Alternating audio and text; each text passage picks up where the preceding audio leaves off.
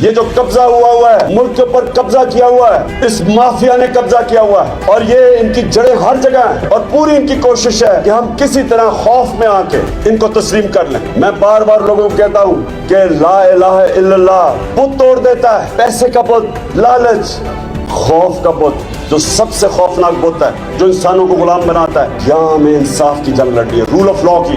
یہ اس کے لیے سب سے زیادہ ذمہ داری آپ کی ہے۔ پاکستان کی جو وکلا کمیونٹی ہے، آپ کے اوپر اللہ نے ذمہ داری ڈالی ہوئی ہے۔ ہماری جو آخرت میں امتحان ہوگا وہ اس چیز پہ ہوگا کہ اللہ نے جو بھی آپ کو نوازا تھا اور آپ کو اس نے قانون کا علم دیا ہے، آپ باقی لوگوں سے بہتر جانتے ہیں قانون کو، آپ عدالتوں میں پیش ہوتے ہیں، آپ سے بھی وہ پوچھے گا کہ جب پاکستان میں ظلم ہو رہا تھا، کمزور کے لیے ایک قانون، طاقتور کے لیے دوسرا قانون۔